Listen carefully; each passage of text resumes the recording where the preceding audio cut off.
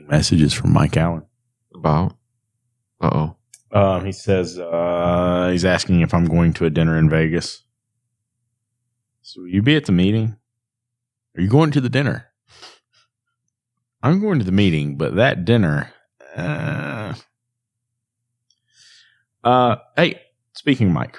I'm Kent with the Institute, and we're proud sponsors of this show because we wholeheartedly believe in what Lucas and David are doing for the automotive industry. Like them, our mission is to enlighten and empower the automotive community, challenging everyone to pursue excellence and achieve remarkable success. As a listener, you're a vital part of this whole journey of growth and development, and your participation is shaping our industry. And for that, we thank you. If ever you need assistance on your path towards a better business and a better life, remember the Institute is here for you. We'll provide a comprehensive assessment of your business, identify opportunities for improvement, and help you get moving towards your goals. And if you need any more reason, then we'll help you make more money, remove some stress from your life, and give you a plan for growth. This assessment doesn't cost you a thing. Feel free to reach out through Lucas and David, or you can visit us at wearetheinstitute.com. Enjoy the show. We did a AST debrief the other day. Mm-hmm. We did lots of really good feedback, right? And things that could be done better with the show, things that were already really good about the show, strengths and weaknesses. And that's one of the cool things about that organization. Like all of the board members are like on this path of continual improvement. Mm. Like let's go to the next step. Let's make it better. Let's see what we have to do. Oops, that didn't work. Let's back up and look at it and fix it. And so one of the things that came up is the fact that there were substantially more technicians at the show this year. I mean, like it's substantial. And like if you look at the growth trajectory, I think the first year I went, there were 300 people there, right? And it felt like a big show that year. This year, there were well over 1,000, right? That's substantial growth in 5 or 6 years. Yeah. Right. And one of the things that was brought up about that is like, well, yeah, it's obvious that we have more technicians in the market, right? Because you have a bunch of shops. Yeah, no doubt. But we have 4 technicians to a shop, 5 technicians to a shop, 6 technicians to a shop. They consume the market when you look at it in that way. Mm-hmm. But where are the shop owners? Like, in other words, a lot of technicians showed up and there was no shop owner around and they paid to go themselves. Yeah. They set it up themselves, or the shop owner set it up for them and sent them. But they didn't show up. But the shop owner didn't show up. Yeah. Why is that? I don't know. It's a good question. Well, I'm going to need you to answer it. You don't have an answer, do you? You don't know what happened to them. No. Why aren't they showing up? It's the same thing here at Tools. Like, there's not. It's some shop owners are here, some technicians, but there are a lot of shop owners that you would think would be here, but they're not. And you ask them why they're not here, and they tell you, there's no reason for me to be there. They don't find the value necessarily. So you end up splitting shop owners into 3 groups, I think. Maybe there's more, but in my mind, there's 3. You have I don't know what I'm doing. Mm-hmm. I just found out I'm supposed to have a 60% GP on my tickets. I'm supposed to keep my parts cost to 20%. Yeah. I need to keep my overhead at about 30. I need to show 15 to 20% net. That concept's foreign. Labor rate's too low. They're giving away their parts. They don't have any structure to their schedule. Discounting everything on top of it. Discounting everything. They don't have an inspection process. They don't follow the 300% rule. So they show up to an event like this. They're all over it. And all of a sudden, this is life-changing, revolutionary to them, right? And then you have the MSOs. And they are in 20 groups, but they're in 20 groups like Seth talked about. I'm in a 20 group with businesses that are doing 8 figures plus. Yeah. And they manage larger organizations of 50 to 100 plus people. And that's the type of networking and training and their peer groups. That's what that looks like. These are big organizations. Like dude with the 10 shops or the winner of shop of the year or whatever had 10 plus shop, 14 or whatever. Yeah. They're not going to show up to training. Right. Or an event like AST at all, ever. You just won't see them there. But then you have everybody in the middle. And these are, they're on a spectrum, but some of them are successful. They have a very successful shop, or they're on their second shop and they're doing well, or maybe they're moving into a third shop, but they haven't gotten to the Doug Grills where you need to get over 3 mark. Yeah. They haven't gotten that. So they have maybe one successful shop doing $1.5 million, $2 million, $2.5 million. They don't fit in with the MSOs necessarily. Yeah. They still go into the shop every day. They have an office. Mm-hmm. Like they're managing from the numbers for the most part. They've got their marketing mostly outsourced. They've got a shop manager or somebody that runs the shop every day. And then they're doing their owner stuff. Right. They don't show up to training at all. Yeah. Ever. So how do you appeal to them? Well, I mean, to understand how to appeal to them, we have to understand why we don't appeal to them now. And so if they see a class, Malin's putting a class on, he didn't call it that, but it's, hey, how to properly structure or how to come up with a way to calculate your labor rate properly. Mm-hmm. So there's all these factors. It's a 3-4 hour class, whatever it happens to be. They're going to see that and go, my labor rate's fine. I already know how to set it. I already know how to set it. Yeah. I already know that I'm supposed to be at 60%. I already know how to read a P&L. I have an accountant. I got a bookkeeper. And I'm not to the size of the MSOs that maybe would show up to receive their award at Ratchet and Wrench.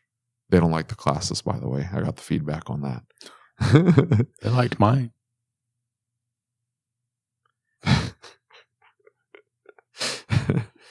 They were being polite. I know, it's because I've got that Southern accent. That Southern accent makes all the difference. They were just being nice. It's like, to oh, me this is a charming class. Was it beneficial? No, but it was a charming class. Right. I took a nap. And I like this ASMR, you know? What's that? ASMR. Hey, those the guys that the big MSOs, they were sitting in the back. I was sitting back there with them, watching them. They were playing on their phones the whole time. Yeah, of course. But they had the cool socks. Yeah. It's the thing. They saw your socks. They saw their socks. They Cool showed socks. up. They left nice feedback. They're nice people. I think we all know who left you feedback. Makes me so happy. You thought it was Seth said it wasn't him. It was Seth. It wasn't. That Seth. is like Seth's words. It wasn't. I mean, it could have been Sam. Do you know why it wasn't Seth? What was it? It was Seth? properly. The words were spelled correctly. Oh, that's true. Seth, That's true. Seth, bless his heart, smashes into the keyboard as fast as possible and hits send, and will not bother to read what he wrote. And yeah, he's a busy guy, but he just he's like, oh, this makes me mad, and then just slaps his keyboard. Yeah, I can see that. I can definitely see that. So it wasn't. It was.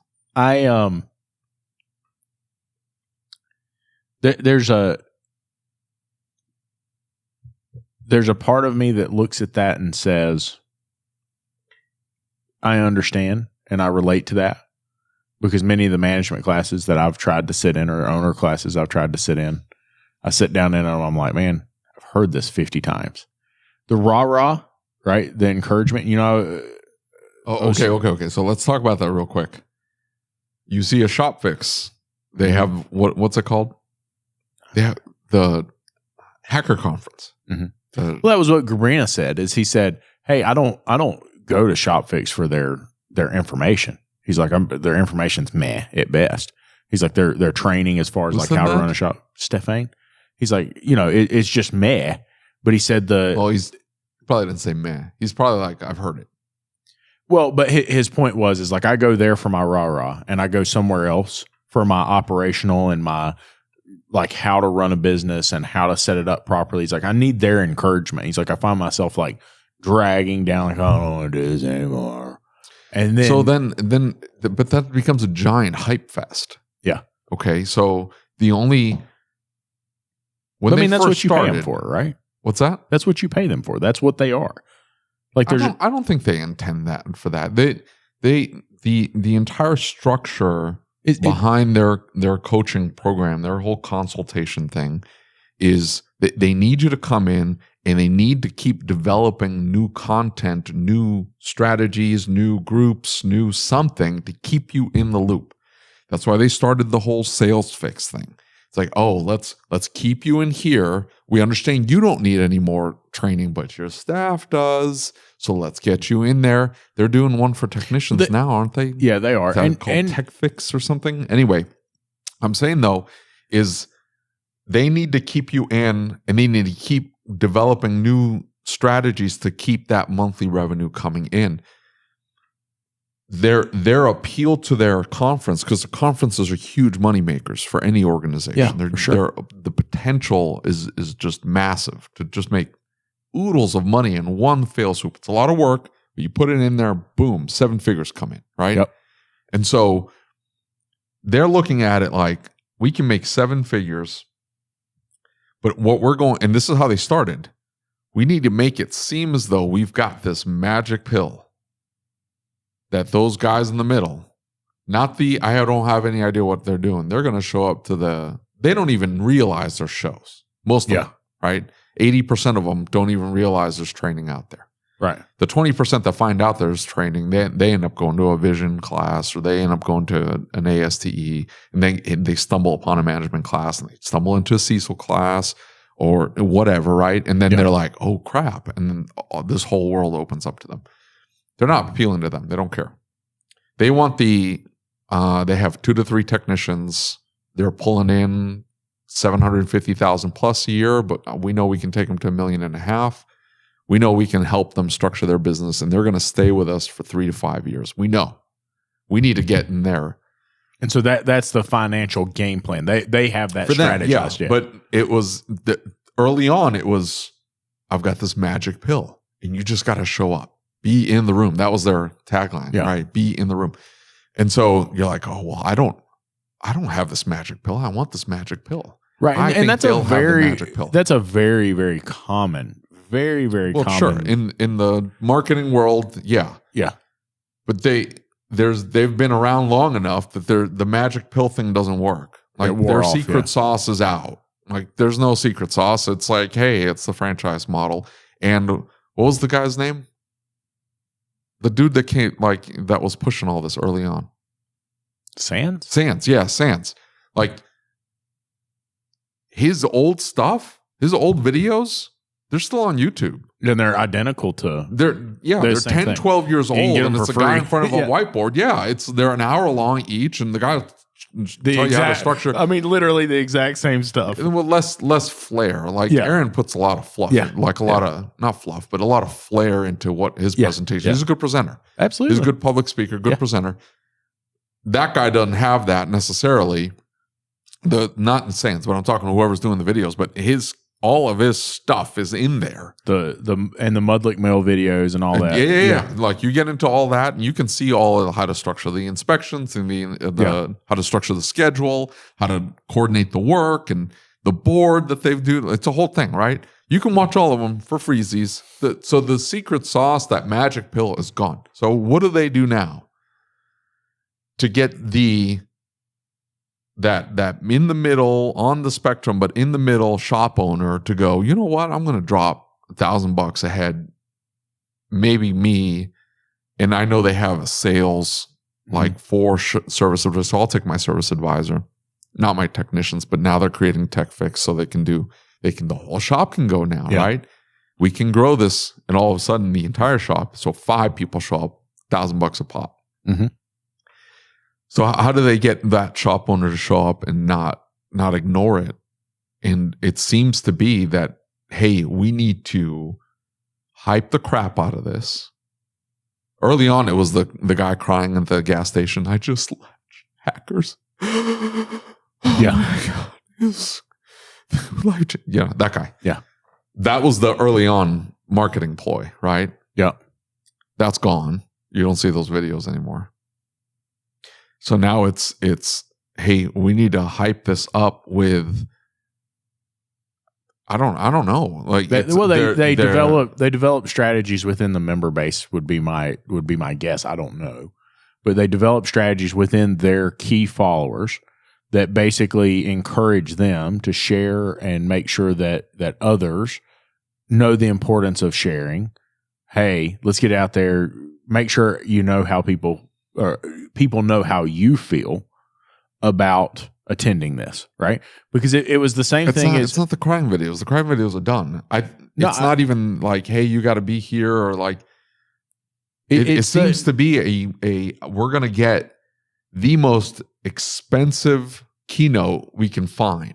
Yeah, that too. That's what's going to pull them in. Let's get a Dave Ramsey. Let's get a. But you watch the groups. The one guy. Mike Rowe. Yeah, Mike Rowe. You watch and a lot of people said that wasn't very good. That sucks, but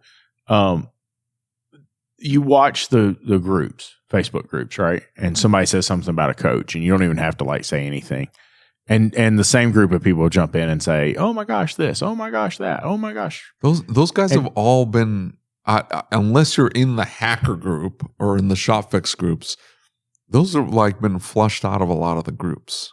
The ones that are like, I'm just saying, every time a new group comes up, like you look at Auto Shop Owners Hangout, right? Now it's in there.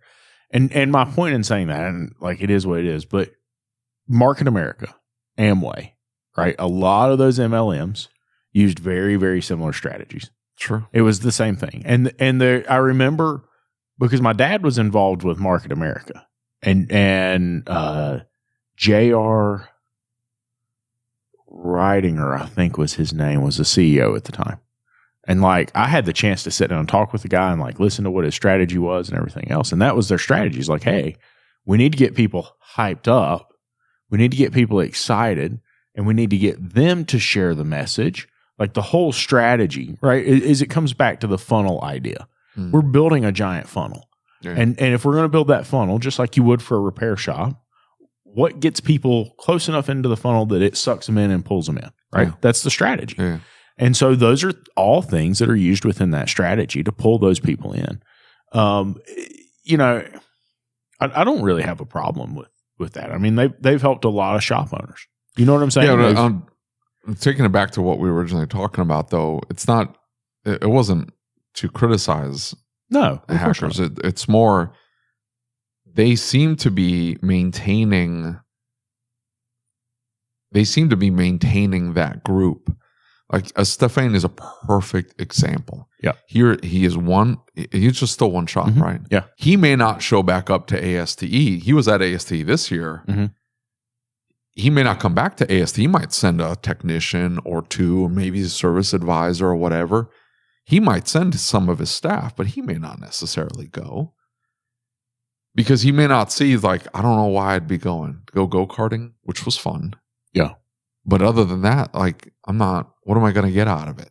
Very true. So how do you get him to come? How does Hackers get him to come back every year to Hackers Conference? Other than the rah-rah, because the rah-rah is like, I guess it's beneficial. I don't understand. It seems but I mean, you're an extremely difficult to motivate human being. Right? I'm jaded. Is that what it is? Well, I mean, I guess you're the jaded owner and Jeff's the jaded mechanic.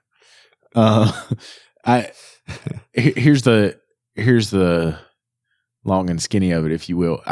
I think that rah-rah, because Market America and Amway all use that, right? Like, remember Amway used to have Zig Ziglar come speak at every conference. Right. And it was all about getting you fired have Zig up. Ziglar show up. He's dead now, but if you had him show up, I'd totally go. Oh yeah, of course, right? But my point is especially is that now, what it is? Especially now that he's dead, you really would show up. Oh man, that's messed up. But I guess maybe that's what it is. Like maybe hackers found the secret sauce. That they're like, hey, we're going to find the most popular, relevant keynote that we can. Like, well, Sherry's done a really good job of making sure Vision has powerful keynotes, right? Maybe not to the level that Hackers has. It's not the same thing. And Vision doesn't dude from Mechanic Advisor, or Steer, I guess it's called now, whatever it is. Greg, he goes, he said AST looked more like Vision because more technicians. because it was so technician heavy. You go to Vision, 75% technicians there. And does that mean that things like trade shows, in other words, like, of course, somebody who sells to owners is going to be like, meh. But does that mean the that owners there? It's got to be a healthy mix. Does that mean that trade shows need to shift primarily to offerings to technicians, right? Well, all of a sudden, the trade show is going to lose a chunk of the vendors that need to market to the shop owners. Yeah. Okay, so, and then you don't like something like AST. You don't want it to turn into Vision East. Yeah. You see what I'm saying? Yeah, for sure. Vision does what Vision does.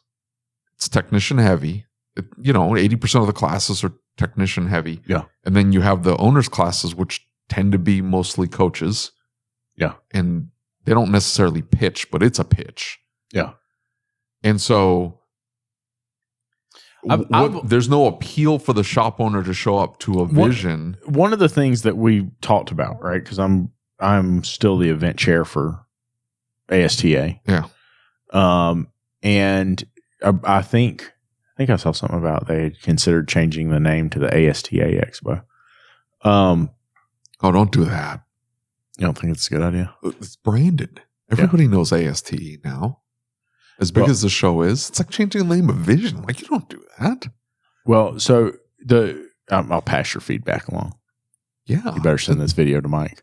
The big thing that I would say about that is looking back is, I've advocated a couple different times for the idea of bringing in educators who are not within the shop realm, right?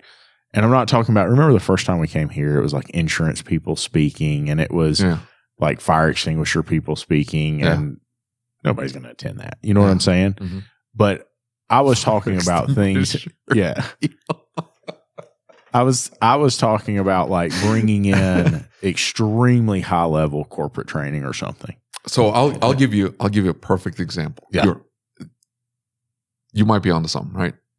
Bob Ward, you familiar? Yeah. Okay. So the very first time I go to Vision, he did a class on P&Ls and like structuring your business for succession, right? That was the most high level class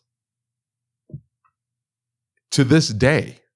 Yeah. All I've learned over these last 6+ years since I went to that first Vision, everything I've learned about, dozens upon dozens of books, hours upon hours of training I've taken myself, or the classes I've taken, all of that, I would still rank that as a extremely high level class. Yeah. Now, that's a class that, you want to show up to and you want to have that discussion, because the way he presented the information made you push your thinking past, I need to be able to read my P&L. Yeah. That Parmelis class, that was, I think, the very last class I ever sat in. Yeah, we sat in it together. And yeah. And that was a good class, but it was very much structured around that first section of shop owners where, like, I don't know how to read a P&L. It's like, okay, well, we're going to show you how to read a P&L. Where Bob Ward's class assumed you knew how to read a P&L, you had a cash flow statement, and you had your balance sheet. And hey, this is how we need to structure the balance sheet. Hey, this is this is the discussion we're going to need to have to make sure in 5 to 10 years we're ready to sell. This is what land acquisition looks like. Like, all of a sudden, it's pushing you into a completely different realm. The MSOs are comfortable with it. That's what they do. Mm-hmm. They're creating LLC on top of LLCs inside of a trust, all of it owned by a corporation. Like all of this. Yeah. Layers of structure there for tax advantages and for proper protection, liability protection, all this stuff. They're doing that now as normal functions, where that middle section has not been exposed to it. And they don't even like think about it. They're worried about, I need to get my technician more lab scope training. Well, so, I think when you look at these shows, right, these shows are typically ran by the same people, right? You've got an executive director, You've got an events coordinator, people like that. You have a board of directors, and they've been experienced with that show over and over and over again, right? And the thing of it is they develop as they do that, right? Each show is a learning experience. You're developing as a human being, so it turns the show, changes the show, develops the show in a different way each time, right? Yeah. This show had a change in leadership. It completely changed the way the show feels. It completely changes the show function, the whole 9 yards, right? And so I recall a dinner I had with a friend who works with Fortune 500 companies. And he said, and you've been on to me about this before. He said, you don't talk to a Fortune 500 C-suite the way you talk to a entry-level shop owner. They don't. They absolutely will see speak right different through languages. you. Yeah, They will see right through you. yeah, Mike Allen's been on to me about that. yeah, Right? Like, hey, the people that respond to you are this group, and you're going to have to develop yourself if you want other people to respond to you well, Yeah. right? Because I had sent an email to some educators and stuff, and he's like, hey, you need to work on that. Like, that might be good for marketing, and that might be good for this, but they're not going to respond well to this. And he was right. Absolutely right. And so, one of the things that my friend that works with Fortune 500 said, he said, look, he said, the people in the C-suite of a multi-million-dollar corporation do not care about what you've done. They don't care about what you're going to do. They don't care about any of that. What they care about is, can you make me money? Right? Like, that's their key focus. That's what they're interested in. They deal with lots of people that are extremely intelligent. They can read the BS and they can see through BS, right? So you have to bring the value. And so with us presenting classes over and over and over again that are the same thing from the same people, and really great classes for that entry-level person. But the class that we need to reach the middle person is not the class that's going to reach the bottom person. The class that we need to reach that next person up. And even then, the presenter that reaches the guys in the bottom 10% eventually doesn't reach the middle 20% because they've heard and heard and heard from this person over and over again. It becomes common. It becomes normal. It becomes, I've heard this. Yeah. Right? So you listen to it enough and it doesn't excite you anymore. So you talk about Shop Fix. Why did they start bringing in big name speakers? Because Aaron was the big name speaker for that group, and then their people developed, and now they need a bigger speaker, someone who can help them develop even more and create more influence. And so the shows need to be the same way. If you're going to continue to attract, because as your business owners grow, right, their needs grow, their mentality changes. But it can't be. It's not. Here's the problem with that. You're 100% right. I don't disagree with anything you said. For the typical show, it's not. How do we change this up so that we don't end up with ASTE but bigger? Yeah, because that's what it ends up being. Yeah, it's the same show, same structure, same schedule, same days, slightly more expensive, more classes to accommodate more people. Yeah, and then that's it. And then all of the discussion becomes what new spicy class is going to hopefully bring the exact same group of people. Plus, now we have a little bit of hype. We'll bring in another 5 or 10% more. That's what every flippin' show is. Yeah. You look at Apex. Well, what did they do? They're like, hey, we're going to build, because we have a massive facility, we're going to build a full-blown shop. The bottom of the floor. Yeah. We're going to call it Joe's Garage. We're going to have working lifts and all this stuff. We're working on cars. Like, okay, that's cool. That's interesting, right? Yeah. And the sheer size of Apex is appealing enough, right? For sure. But you look at AST, I think they're on the precipice of something, right? It's small enough that I think they're agile. It hasn't turned into a monolith. Yeah. Some of these shows are monoliths. They're just, they ain't moving. We've got the formula. We're not changing the formula. Right. They're small enough that they might want to change the formula. And so the decision has to be like, how do we structure this in a manner that appeals equally? Because I think that's where the growth is going to be. It can't be like, hey, let's just do more of what we're already doing. Yeah. Well, I mean, it'll end up shifting toward. It'll look like vision, and you look at Darren Van Ness, right? Is that his name? Is that how you say his name? He was on the podcast, the tax guy. Like his class was completely packed full. Never taught at ASTE before. People that would have conventionally been in the management classes were in. He hasn't been on the podcast. He was supposed to be on the podcast. No, he was. What? What are you talking about? When? Was I not there? Yes, of course you were there. You asked all kinds of questions. You talked about golden handcuffs. No. We had a meeting, and he's supposed to be on the podcast after ASTE. But here's the thing. So, yeah. So stuff like that, okay? But maybe not even in a, well, for sure, like, and not even necessarily in a class type environment. You can look at, dude, I know all 158 episodes that we've published, maybe 160 now, something like that. I'm telling you who wasn't on the podcast. Who was? The only tax guy we've ever had on the podcast is Hunt. That's it. Quit looking. It's not there. I promise you. I remember having the meeting with the guy, and we were going to circle back around and have him on the podcast to have a discussion about how to create golden handcuffs in a beneficial tax like type of way. Okay, but pay attention here so we can get this knocked out. I promise he's been on the podcast. I promise he hasn't. You do edit the episode, so I guess I should listen. There's a whole AST debrief happening in my Facebook messages right now, and Mike's like sending me these Facebook messages one after the other. If I didn't feel like I would completely ruin his confidence in me, we'd just read them right here in the middle of this video. No. But I think having a class like that CAS class. That's absolutely what you need to bring to the table.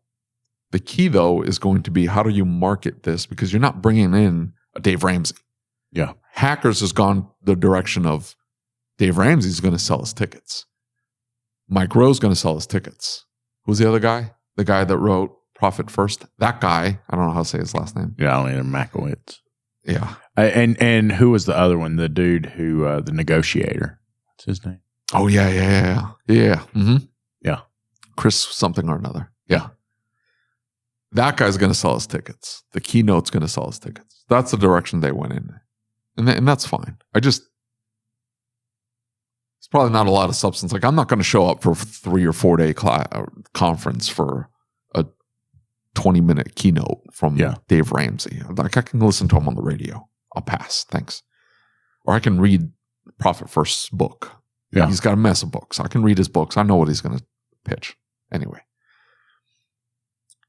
So how do you take a class that is substantive and relevant to that middle group of shop owners, but also market it in a way that hypes them up to show up for this class? I think that's what's going to be the secret sauce for you guys. Yeah. I think of people like Dave Garrison, right? I don't know who that is. He's I sent one of his white papers to you years ago, right? And have him teach a class on the structure of success. You see what I'm saying? Like what is it that, because you look at these massive organizations, right? These giant Fortune 500 companies and huge organizations, thousands of employees, right? What makes them successful? And debrief that success and break it down in such a way. And so by laying that out for independent shop owners who are in that middle ground, right? Giving them a vision of, do I want, because we talk all the time about there's a ruthlessness required to a degree. Maybe that's not the right word for it, but those people had to make decisions to grow the company to that size. There were things they gave up, and there were things they got. Existential. That's way too existential. You're not going to get any appeal for that. That's appealing to me, although I've been down that path and decided that's not for me. And that's too philosophical. I'm saying that from a high level up here, that's what they could get out of it. I'm not saying that's what the class would be about. Yeah, I get you. Michael, what's his last name? Something Burger? Rollins. Rob? The shop fix guy? Yeah. The guy from Shop Fix. He had a class at Ratchet and Wrench. Yeah. It was how to take your business from 1 million to 4 million. Did you look at how many people showed up for that class? I saw that. It was completely... They put him in the wrong room. They put him in the wrong room. Yeah. His class was completely filled up. There were people just piled in there, standing up against the wall. Why? That was all of those in-between shop owners. The guy's doing $2 million a year, they want to get to 4. The guy's doing 1.5, they want to get to 2. All of those people were in that class. Yeah. That class was perfectly titled.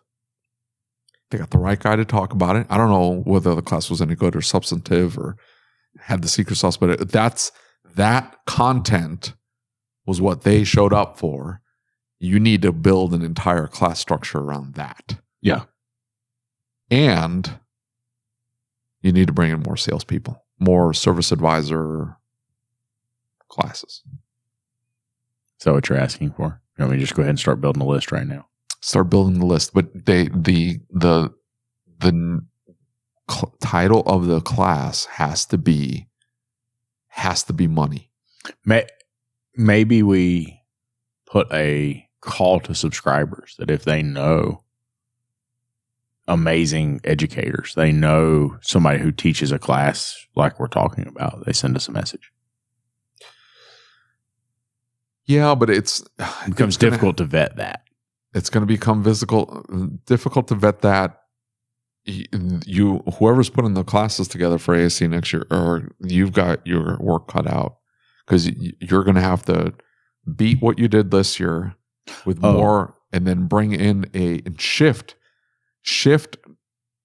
so that when you announce your class list or who's going to be at the show, it's not going to be, hey, it's going to be Rick White and Cecil and Malin. And you know what I'm saying? It's like where that middle section of shop owners just kind of roll their eyes and go, okay, I'll send my service advisor, I'll send my technicians, but I'm not going to bother. You obviously bring in a Cecil and a Rick White and a Malin and have them do their classes. But a Cecil just hired this coach for his top level shops. Mm-hmm. The guy was consulting for C-suites. Yeah. 8 million, 8-figure, 9-figure organizations. That's who he brought in to help his bigger shops grow and get pushed and start thinking things differently. That guy needs to do a class. Did you just volunteer to pick the classes for AST? No. Sounds like you did. And as event chair, I agree. I do think you should be involved in that process. As a matter of fact, I think you should probably just do it. No. No, because I'll just call Dave Ramsey and go, hey, can you come to keynote? 3 days before the event, we actually get a list of classes. Yeah, this is what I found. Thanks, guys. I think that would put an ASTE in a different light. Yeah. It'll offer something different than a Vision. It'll offer different than a Ratchet and Wrench. Almost a combination of the two. Here's a unique situation where you can bring the entire shop, and there's something for the shop owner, that $750,000 to $4 million a year shop, something for them, something for the sales crew, something for the service advisor crew, something for the technicians. We've ran the gamut. So come to ASTE as opposed to you go to Ratchet and Wrench and then you send your crew to division. You see what I'm saying? Yeah, everybody can show up to this one event. I don't know. We'll send this to Mike. Let's send it to Mike. All right.